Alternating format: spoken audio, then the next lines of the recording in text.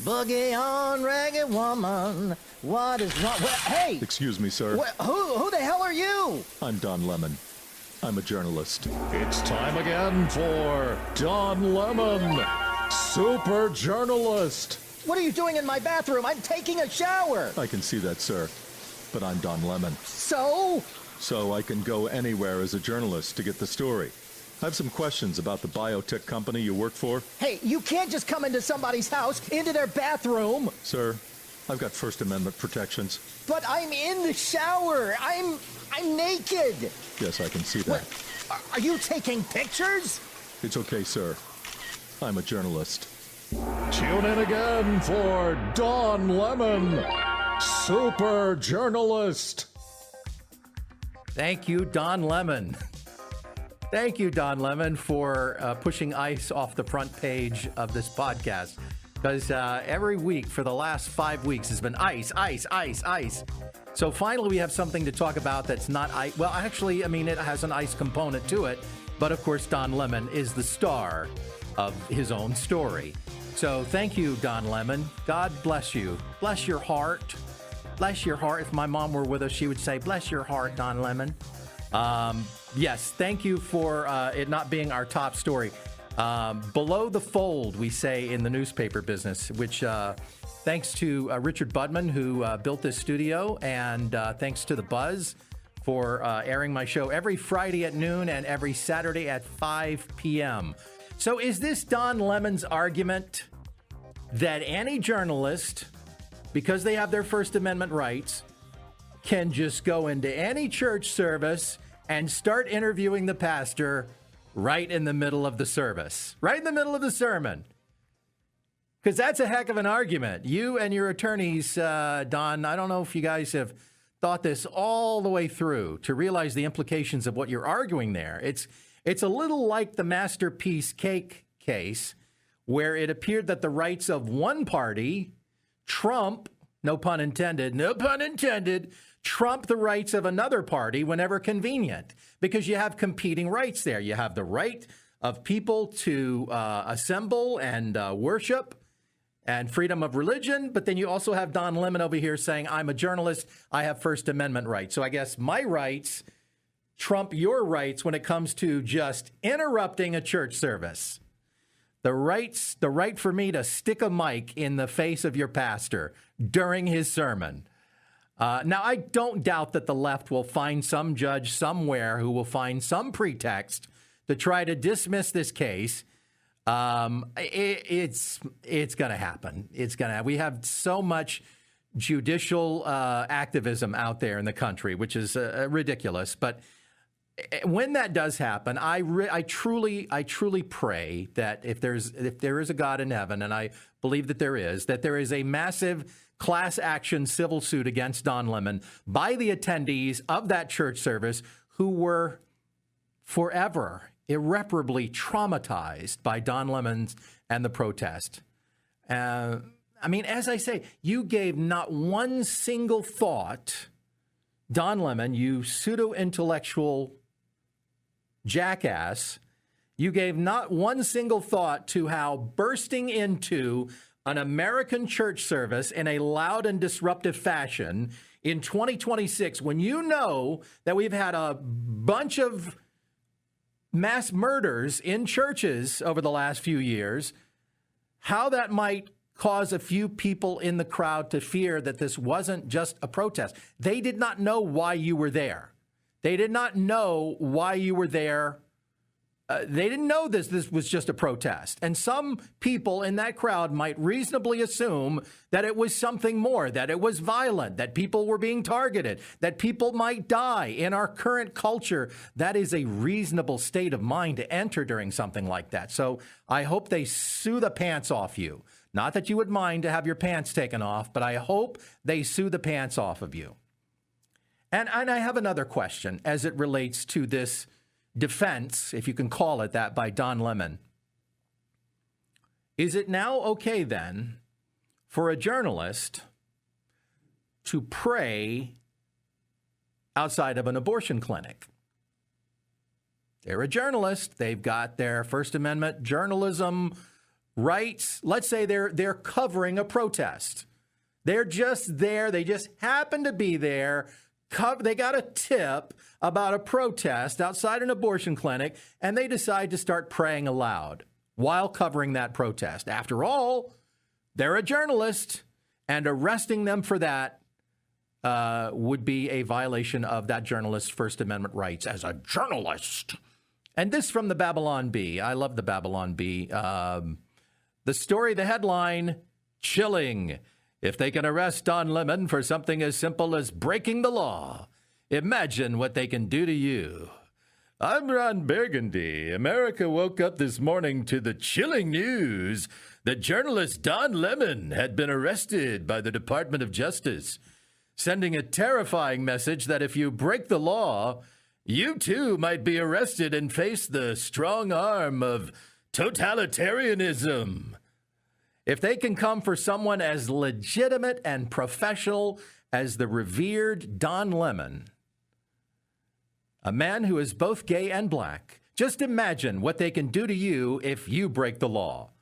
Arrest, due process, a fair trial. These are all signs of an authoritarian regime running unchecked into fascism. Lemon was clearly exercising his First Amendment rights when he burst into a church service in St. Paul, Minnesota last week and yelled at worshipers despite being asked to leave. We all know the First Amendment supersedes trespassing laws and the FACE Act. And if Lemon can get arrested for something as simple as breaking multiple laws, imagine what the authorities can do to you if you did something similar. So be on the lookout, because the only thing that was standing between your law-breaking activities and being held accountable for them was Mr. Don Lemon. And now he's out of the way, and they're coming for you next if you break the law. Well, let's pivot to Jeffrey Epstein, the big story of the week. And let me say this. It's pretty clear that a lot of people of celebrity who get idolized and put on pedestals in our society are just straight up evil. They are not good people. Being a believer, I understand the concept of good and evil and that there is evil in the world. I know a lot of times you talk to people on the left and they don't think that evil is an actual thing, unless, of course, you're Donald Trump and then you're the wellspring from which all evil pours. But the people on the left don't believe in the concept of evil. Like I said, unless you're a Republican and then you're evil. But there is a lot of evil in the world. And I said months ago that, of course, Trump is in the Epstein files. Of course he is. He knew Epstein. He hung out with Epstein. He was clubbing with Epstein. We've all seen the pictures. He was friends with Epstein. But it's interesting to see the media wave away everyone else whose name is in the file and only focus on Trump. I predicted this months ago. Not that I'm some sage, not that I'm patting myself on the back for that one, because that's some low-hanging fruit when it comes to psychic predictions. The media, I said months ago, the media will wave away every other name and only focus on Trump, because that's the only person they're concerned with getting is Trump. But, and listen, Trump is not my pastor. He's just the president. He's not a spiritual leader. He's not a moral compass. He's not someone we should hold up as an example of how we should conduct ourselves. And he's a deeply flawed man, just like we all are. So I don't have him on that kind of imaginary pedestal that some people think, like, oh, you're a Trump supporter. That means you worship Donald Trump. No, I don't. I still think he was the better choice. I think I'd rather have Mr. Big Mac than Mrs. Word Salad. I think at the end of the day, he was clearly the better choice. I mean, Kamala Harris, I don't even know how she got to be vice president. You can't ask her you couldn't ask Kamala Harris, what do you think of tomatoes? Well, let me just say this, that tomatoes, okay, tomatoes, when we look at tomatoes through the prism of history and we put tomatoes in the proper context, can you just answer the question, do you like tomatoes? I want to say that tomatoes historically have been a focal point of, never mind, okay? Never mind. Trump, do you like tomatoes? We love tomatoes. We're going to make more of them. We're going to make tomatoes great again. I love to put tomato ketchup on my steak. See, he answers a question because he's a real person. I don't know what she is. She's some kind of bad AI-generated politician. I really believe that. And if you've used AI and you've seen some of the stuff it spits out, it's like, that's Kamala Harris. Someone named Kobe Kyle, who's a friend of a friend on Facebook, wrote a little few paragraphs here on the Epstein files as it relates to Trump. I haven't said anything about the Epstein files because I just don't know what to think at this point. And I think that's by design. I think we're supposed to be in this hazy, fuzzy space where we don't know what to think about whether he's a pedophile or whether it's all just innocent. But this person named Kobe Kyle wrote this on Facebook. Quote, I didn't rush to defend anyone. I waited, I read, I cross-checked timelines, I looked at who released what, when, and why. And the deeper you go, the more this thing starts to look less like justice and more like information warfare. The first principle, motive. If Trump were truly implicated in Epstein's crimes, Biden's DOJ would have weaponized that information immediately, not quietly, not cautiously, immediately. They've spent years digging and subpoenaing and indicting and leaking and prosecuting him on everything from accounting errors to classified napkins. You're telling me they suddenly developed restraint when it comes to Epstein? Come on. And of course, we've all heard that argument. Second principle, timing. Some of the material being waved around now conveniently traces back to the period right before the 2016 election. That's not random. That's the same window we got the Steele dossier, the Russia hoax, anonymous intel leaks, and every other trust the experts fairy tale that later collapsed. When new evidence appears perfectly aligned with election cycles, that's not justice, that's strategy. Third principle, quality of evidence. Real crimes leave patterns. They leave corroboration. They leave physical evidence, photographs, flight logs, financial trails, witnesses who independently tell the same story. That exists for others. Prince Andrew, photos. Bill Clinton, photos, logs, witnesses, repeat visits. Trump, vague mentions, inconsistent wording, retroactive titles like President Trump used in documents before he became president.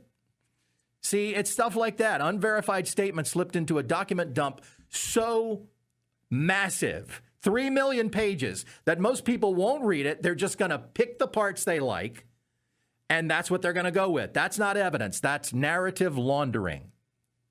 Fourth principle, behavioral history. Remember, Trump cut Epstein off decades ago. Not quietly, not politely. He barred him, distanced himself. There are emails where Epstein believed Trump was the one who turned him in.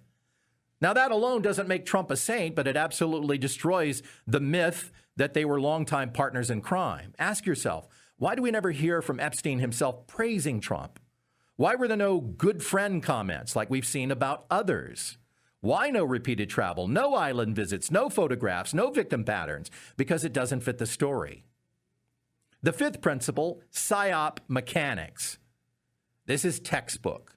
You flood the zone with documents. You mix verified material with questionable entries. You rely on the public's inability to parse massive data sets. You let media and influencers do the framing for you. Anyone who asks questions gets labeled a defender of evil. Well, you're defending a pedophile. I heard that one about 100 times over the last week. It's not about proving guilt. It's about planting association. That's why I believe Trump slowed the release of the files, not because he feared truth, but because he saw contaminated records being inserted. Once falsehood enters an official archive, it becomes impossible to remove.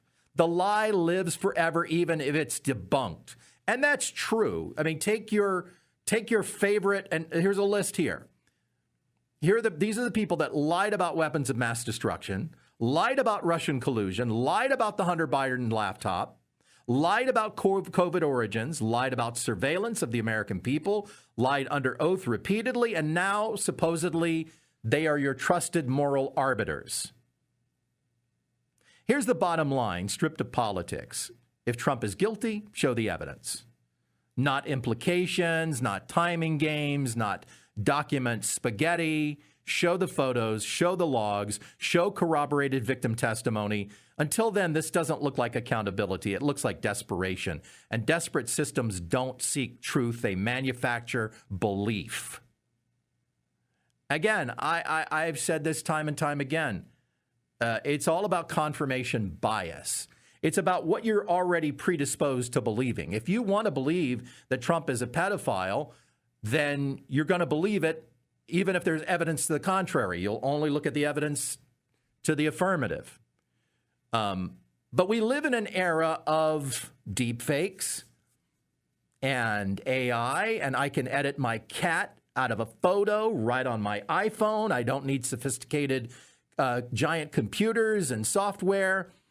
But so many people on the left find it completely implausible that the deep state polluted the water with smoking gun evidence that they created out of thin air. We've entered a dangerous age where AI and deep fakes on top of existing propaganda methods. Imagine what Goebbels could have done with Grok or ChatGTP. Hey, make me an image of such and such. But we live in an age where there is no truth. There is only confirmation bias. Think about that. I'll be right back.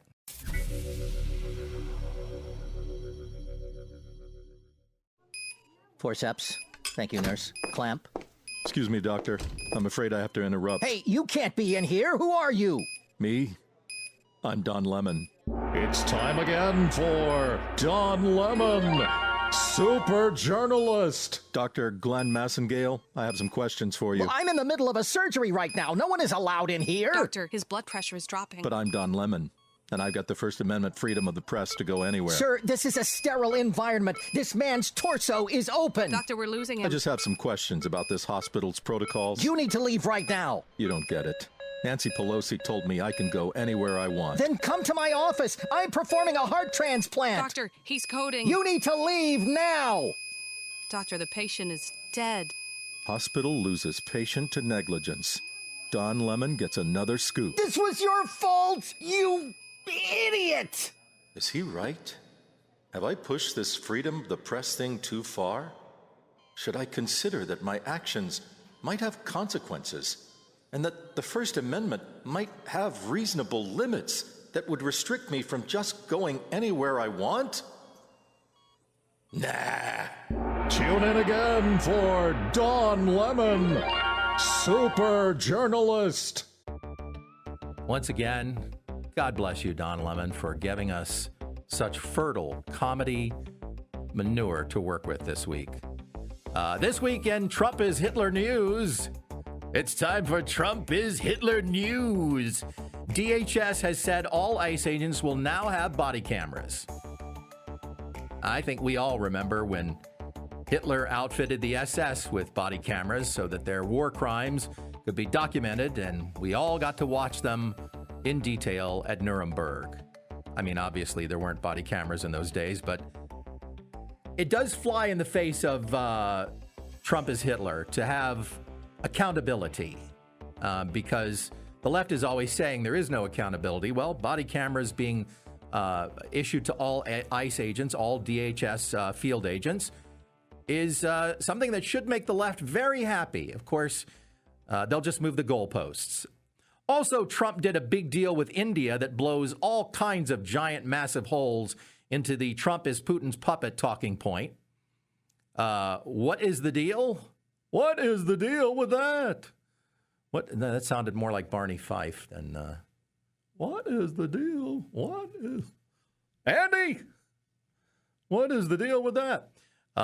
Yes, it's Jerry Seinfeld. It can also be used as Barney Fife. That's the, it's like It's like Bush Sr. is also Mr. Rogers. It's a beautiful day in the neighborhood. Don't like broccoli. It's the same voice.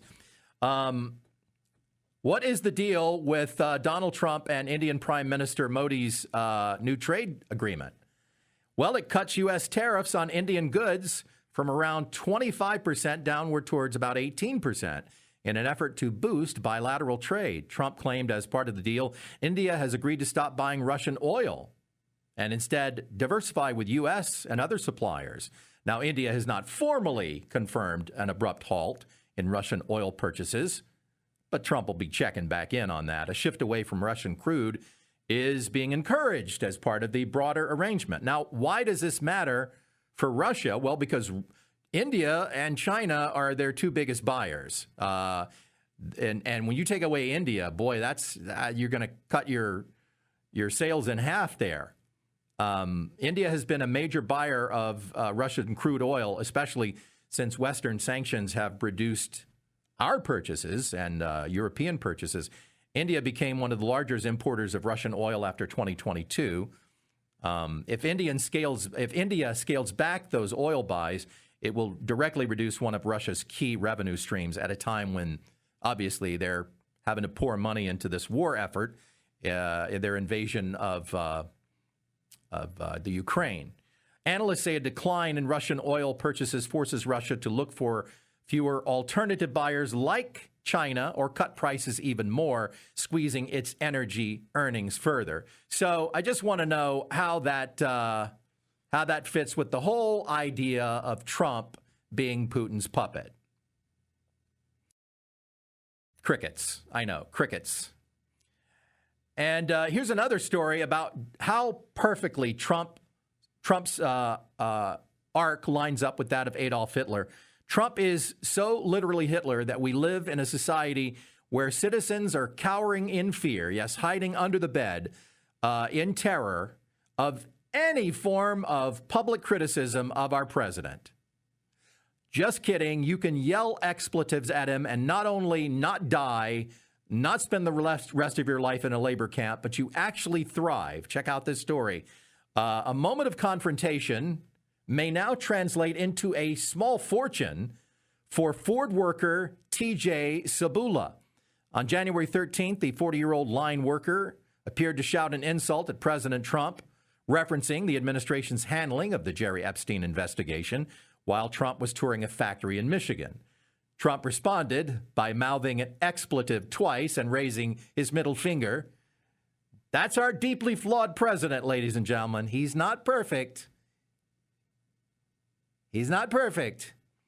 Ford swiftly suspended Sabula pending an investigation.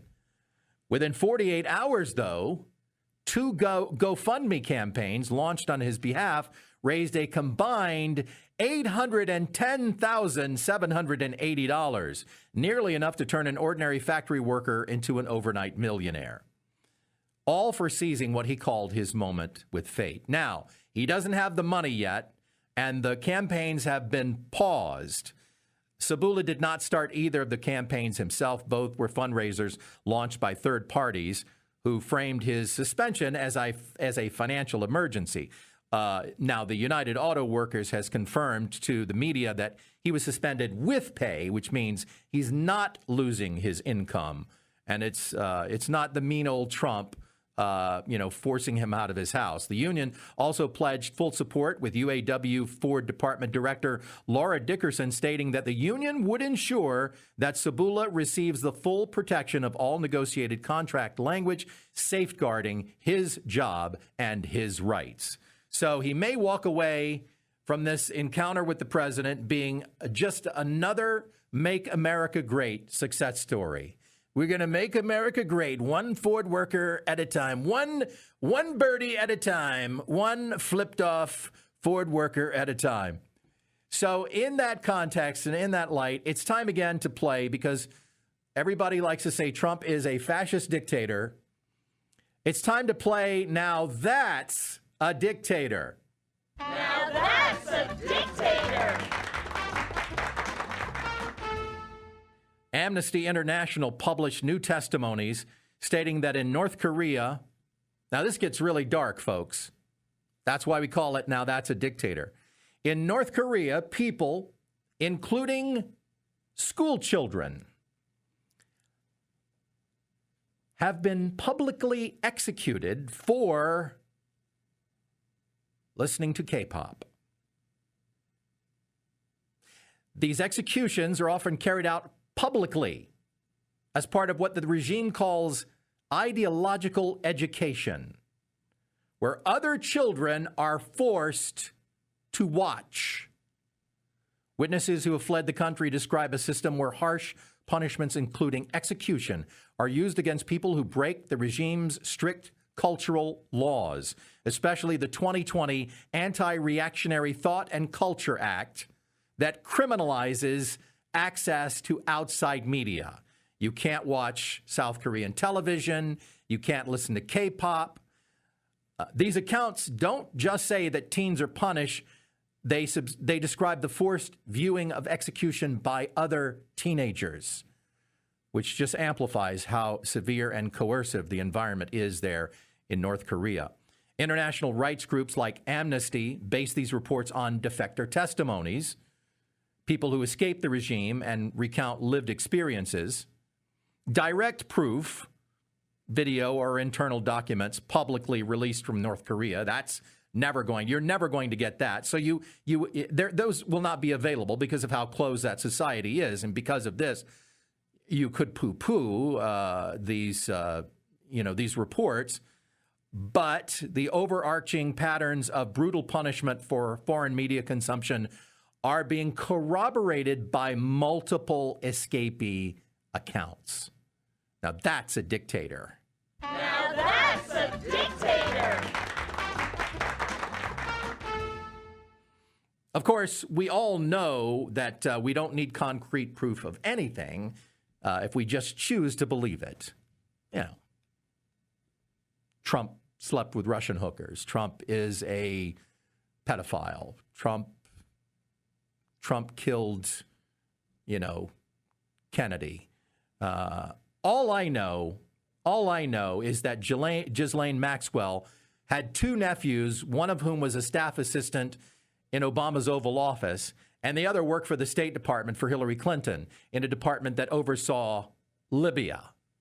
Now, neither of those things have been solidly confirmed by mainstream media, because why would they? Why would they? I mean, honestly, ask yourself, why would CNN dig around into that and accidentally confirm it? You wouldn't want those things to be confirmed. Ghislaine Maxwell is tied to the Obama White House and Hillary Clinton's State Department. Why would you want to confirm that?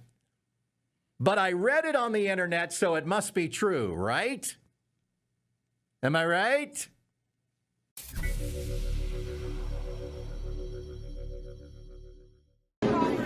Well, you let ICE in. You let Greg Bovino in. This is a public space. You said it was a public space. You're gathered unlawfully and becoming disruptive. This gathering has now become unlawful.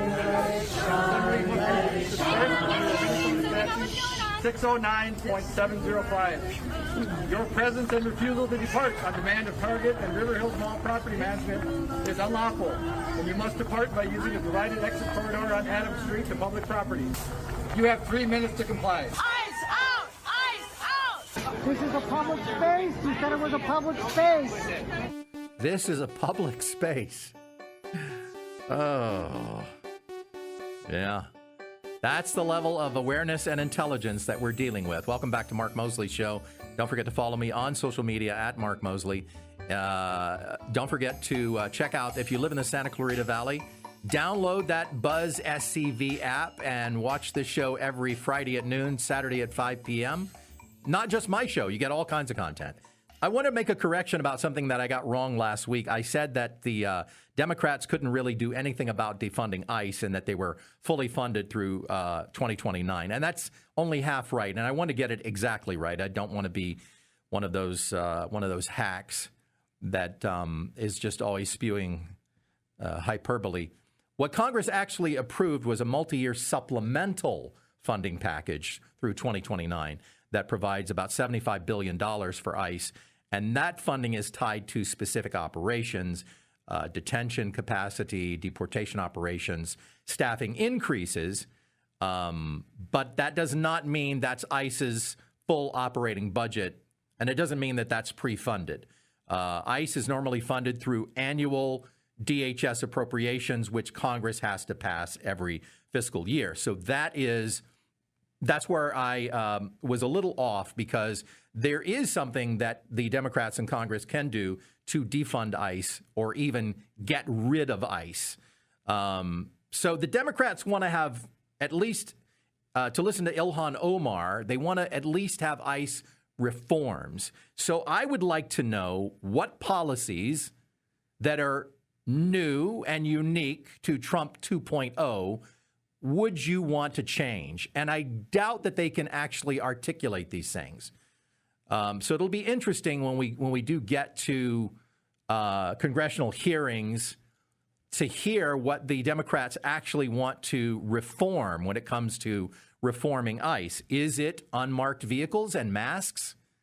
Because law enforcement is allowed to use and has traditionally used unmarked vehicles and hid their identity when their members risk personal threat by having their identities revealed.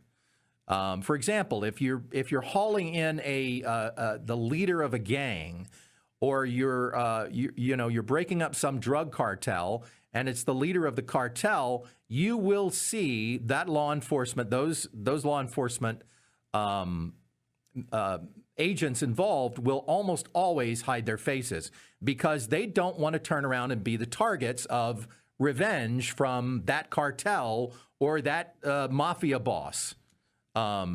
So it's lame for and it has been lame this entire time for people to say that, well, ICE is hiding their faces for nefarious reasons. They have legitimate reasons to hide their faces.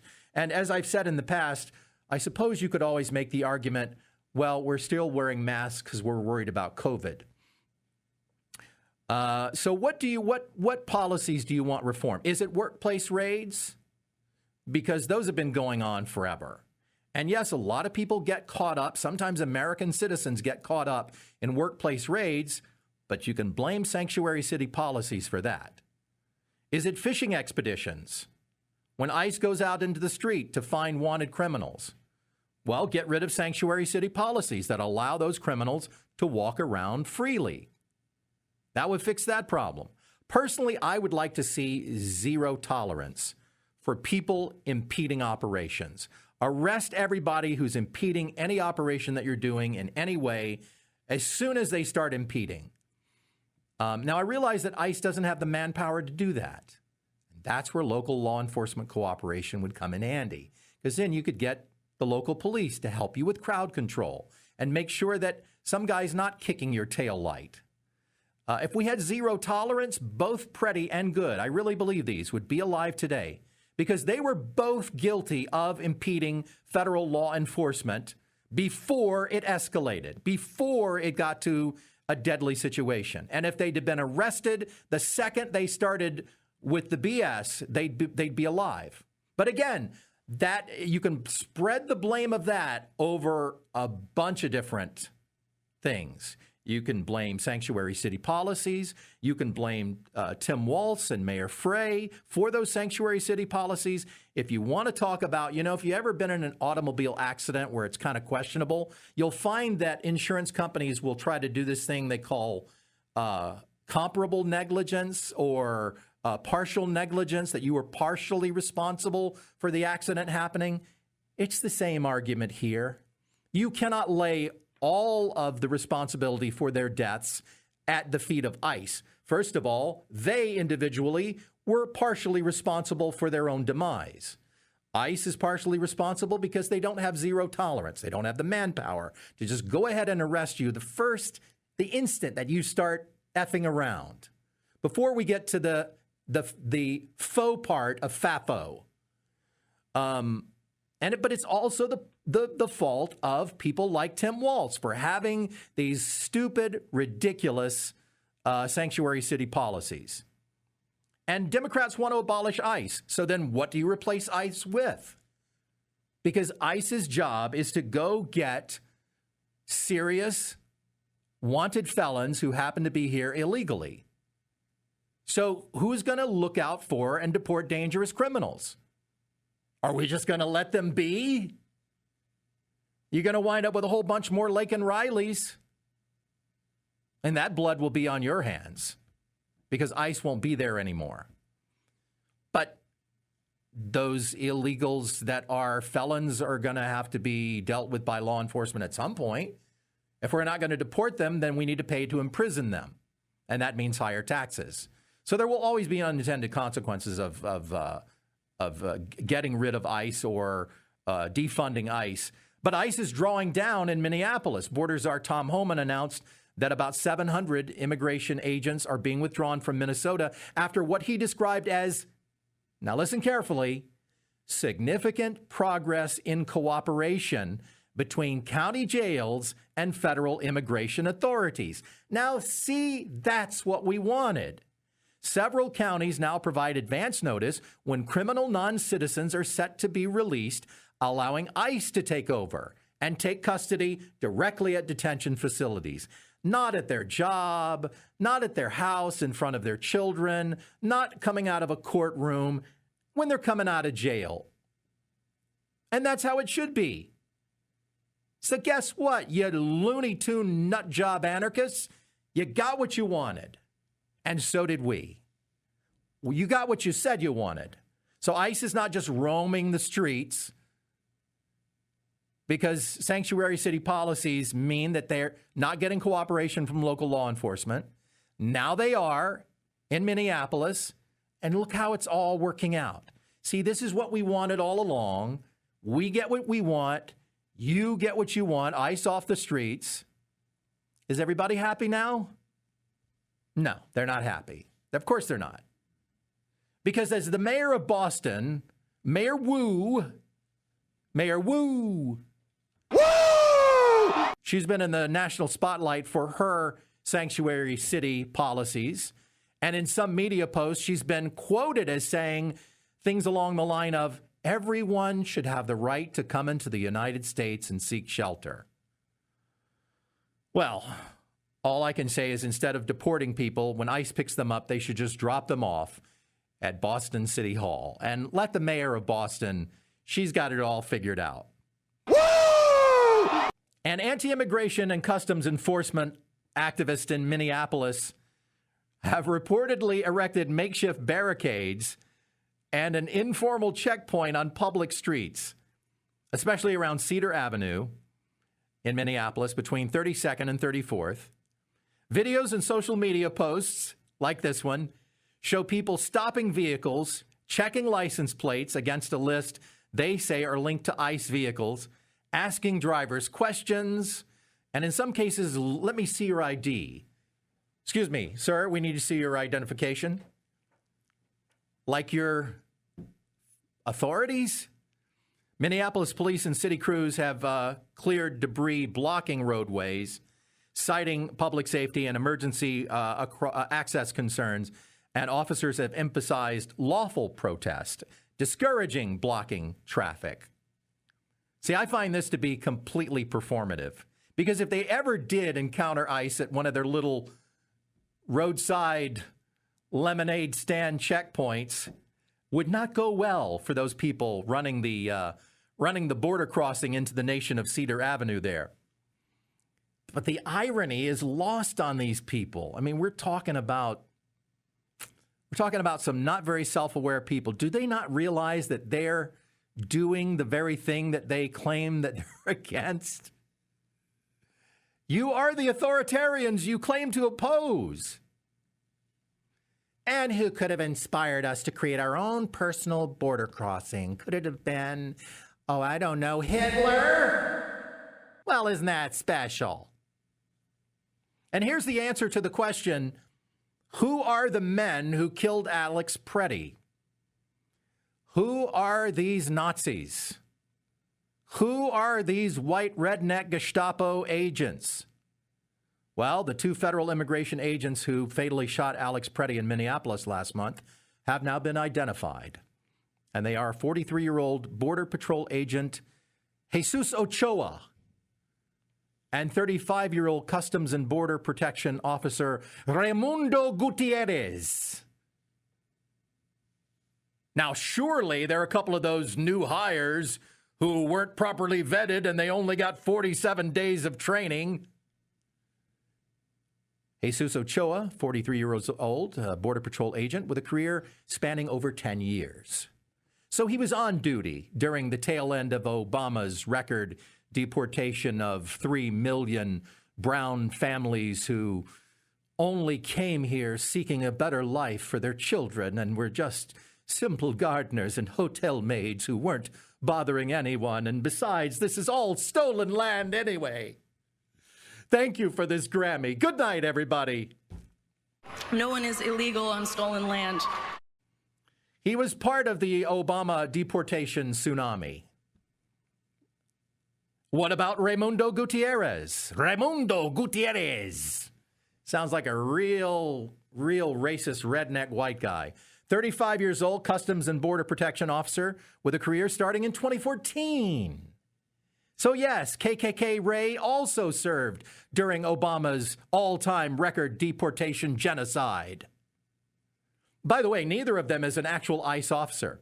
They both work for Customs Border Patrol. So yes, we finally know the identities of the Nazi Gestapo, SS, jackbooted, racist, Latino-hating, Aryan white supremacists, and they are Jesus and Raimundo. Sound like a couple of good old boys to me. Getting ready with their Klan meeting and their Confederate flag sitting on the front porch with a loaded shotgun. Just a good old boy named Ray and Jesus. They hate the blacks and the gays and probably the Jews.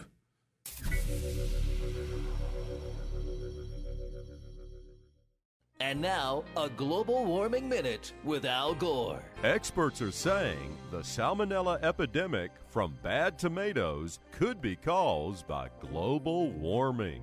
Now you may be asking, Al Gore, what does some bacteria on tomatoes have to do with CO2 emissions? First of all, let's lose the sarcasm and shut your damn pie hole, okay? I'm Al Gore. I've got an Oscar and a Nobel Prize, so, you know. Here's how it's possible. Killer toxic levels of carbon dioxide in the air and the soil bombarded the Lycopersicon, causing the cellular structure of the tomatoes to mutate. Hello? Anybody see that Hulk movie? It can happen, people. And if we don't do something about it, it won't just be evil tomatoes we're dealing with. We will soon see plagues of demon vegetables. Killer okra, carrots the size of 3-story buildings, shallots with wings carrying off your children, mutant turnips with guns terrorizing our cities. Is that what you want? Well, that's what you're gonna get if we start drilling for oil off our coastlines. Yeah. And who will control them? I, Al Gore, will have dominion over all the mutant fruits and vegetables, and they shall go forth and do my bidding. Hear me, children. Fly, my pretties. Fly. This has been a Global Warming Minute with Al Gore. Another comedy classic here on Mark Moseley Show. Don't forget to follow me on social media at Mark Moseley. Except for X, I've been locked out of my X account. That's right, I've been hacked. And if you guys have any suggestions as to how I get back in, and I filled out the form and I did the thing. I did all the things that X said to do, and I get a form email back saying sorry. Sorry. Yeah, that's good. I gotta find somebody that knows Elon, man. We gotta get Elon on the case. He'll fix it. He'll get you your X account right back, Mark Moseley. We're gonna do it for you, and it's gonna be done very quickly. You're not gonna believe how quick it's gonna happen. It's gonna be very quickly. Yes, in the spirit of that classic comedy sketch, in honor of Al Gore, everybody's favorite, Mr. The Science is Settled. It's time once again for The Science is Settled here on Mark Moseley Show.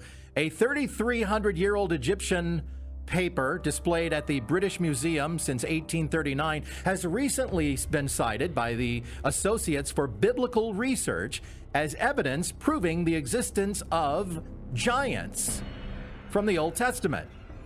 The letter, known as Anastasi I, is viewed as mostly as a somewhat mocking letter written between two Egyptian army scribes detailing an ancient Egyptian military incursion into Canaan, the land of Canaan.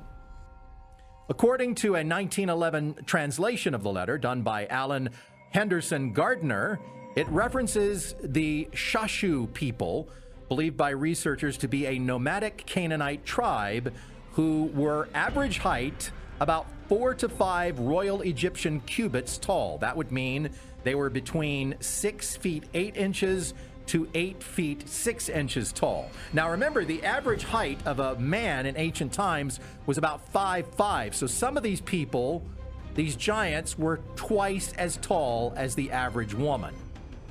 The ABR backed up its claim of the letter being truthful rather than satirical, citing a relief, which is a rubbing or a piece of pottery, depicting two Shashu spies being beaten by ancient Egyptians during the 13th century BC Battle of Kadesh between the Egyptian and the Hittite empires. Quote, "It's one thing for Egyptian carvings to represent their pharaohs with almost superhuman size. It's another for them to depict their enemies as such. It would not be culturally, that's a kind of an embarrassing thing to admit for the Egyptians. Again, the Egyptians seem to be encountering forces of unusual height in their exploits in and around Canaan." And of course, it does back up now the story of Goliath, the story from David in 1 Samuel, the king of Bashan in Deuteronomy, and a third giant who allegedly appears in 2 Samuel, further evidence of biblical references to the existence of giants during the centuries covered in the Old Testament. Genesis also mentions giants in Genesis 6, the Nephilim. But sure, when the Bible says there were giants, it's all fairy tales. When some dusty old Egyptian scroll, oh, look at this, backs it up, suddenly it's a historical document. And remember, kids, the science is never settled. Well, it's time for our weekly doofus of the week. You are a big, stupid doofus. And our doofus of the week is Azad Amin. Now, Azad and his mother were traveling from the U.S. to Turkey, and they were going through security at the airport in Chicago when the X-ray machine spotted a suspicious-looking object in his luggage. TSA thought it had the shape of a hand grenade. So, before they opened his suitcase, in an abundance of caution, they asked Azad what it was. Azad looked at his mom, who was standing next to him at security, and said the words, it's a bomb. Security went and got a supervisor who asked Amin to repeat what he had said, and he laughed nervously, his mom standing next to him, and said, it's a bomb. Shutting down that part of the airport, evacuation. And here's where it gets weird. He was lying. It wasn't a bomb. It was, in fact, a mechanical device, a gadget, if you will, that some men, special order, when they want to get some help in a particular area of inadequacy. And I'm trying to describe it as delicately as possible here on this family-friendly show, so I can almost sympathize with the guy. Well, as they were taking Amin off to jail for felony disorderly conduct, he told cops that he had made up the bomb story because his mother was standing right there and he didn't want her to know that he owned such a device. So he'd rather have her think that he was going to blow up a plane. The plane that they were about to get on. Congratulations, dude. You are our doofus. You're a big, stupid doofus. And now it's time for good news. And I got two new good news stories but they're both thematically the same. First up, on the other side of the world from where I am right now, a 13-year-old boy swam for hours through rough ocean waters to get to shore and help his family after they were swept out to sea off Australia's coast. The family, visiting from Perth, was using rented kayaks and paddleboards in Western Australia around midday when strong winds and rough seas dragged them too far from shore. So at one point, Austin Appleby, 13, realized that one of them needed to try to swim to shore to get help. Now, initially, he tried to paddle on his inflatable kayak, but it wasn't making progress, and it started taking on water. Then he realized he had to ditch his life jacket because that was creating a lot of resistance and making it just harder for him to swim. So he got rid of the life jacket and set off on a nearly 4-hour-long, 2.5-mile swim, battling huge waves. He said the waves were massive. I just kept swimming. And I finally made it to shore. I hit the bottom of the beach and I just collapsed for a moment. Now, once he got to shore, the ordeal was not over. He had to run another mile to get to the nearest place to get help. Now, by the time he did and got a rescue operation underway, it was already dark. And Austin had no idea at all where to even direct the rescuers to go. He didn't even know if his mom and his siblings were okay.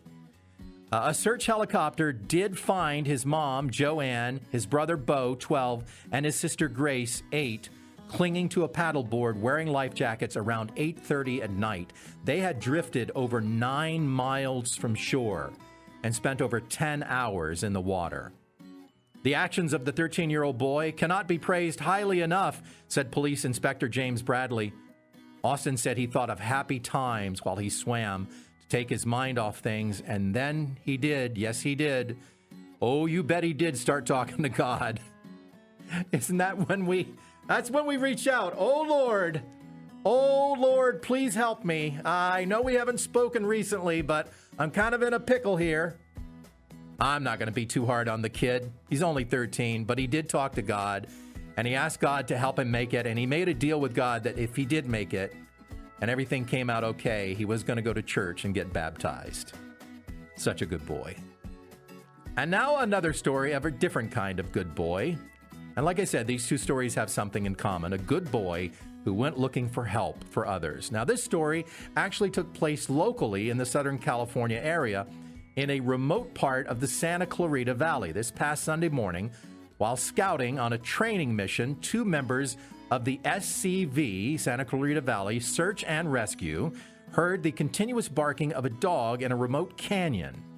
And they thought, well, it's kind of weird that a dog is barking out in the middle of nowhere early in the morning. So they decided to go try to find this dog. After a very steep hike, they spotted the dog.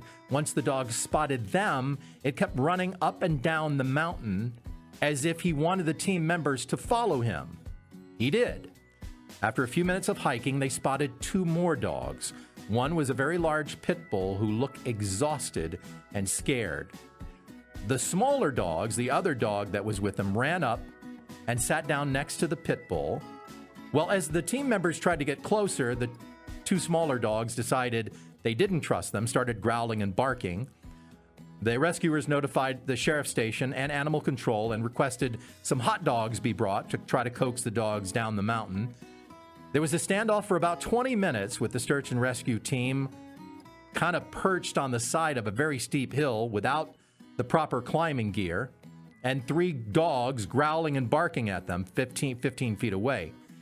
And then suddenly, for some unknown reason, the dogs decided that these guys were there to help, and they ran up to the team members and started hugging their legs and wagging their tails and licking their faces. And the pit bull slowly came down the hill and put his head on one of the rescuers' legs and just kind of collapsed and closed his eyes. He was just exhausted. Now, the guys could then see that they all had collars on with a phone number. They called the number. The dogs had wandered away from a farm. They'd been missing overnight and had wandered approximately 6 miles from home. The pit bull was named Odin, When it came time to come down the mountain, Odin didn't want to leave. He didn't want to move. He was too tired, and he was too big to be carried. Well, the SCV search and rescue guys finally coaxed Odin down the mountain. And we don't know the name of the hero dog who left his friends and went and got help, but he is a hero, just like Austin, who swam to find help for his family. And that's the show. What a great way to end it. In a world full of darkness, there is still good out there. And in case you missed it, and I did, I only saw it when it went viral because I haven't watched the Grammys in probably 10 years. In case you missed it, we'll go out with Jelly Roll's acceptance speech from the Grammys. Until next time, may God bless you with health, joy, and wisdom. I know they're going to try to kick me off here, so just let me try to get this out. First of all, Jesus, I hear you and I'm listening, Lord. I am listening, Lord. Second of all, I want to thank my beautiful wife. I would have never changed my life without you. I'd have ended up dead or in jail. I'd have killed myself if it wasn't for you and Jesus. I thank you for that. I thank you for my label, Broken Bow, Country Radio, baby. What's up, dog? Oh, Republic, John Manili, we did it, baby. There was a time in my life, y'all, that I was broken. That's why I wrote this album. I didn't think I had a chance, y'all. There was days that I thought the darkest things. I was a horrible human. There was a moment in my life that all I had was a Bible this big and a radio the same size and a 6x8 foot cell. And I believed that those two things could change my life. I believed that music had the power to change my life and God had the power to change my life. And I want to tell y'all right now, Jesus is for everybody. Jesus is not owned by one political party. Jesus is not owned by no music label. Jesus is Jesus, and anybody can have a relationship with him. I love you, Lord.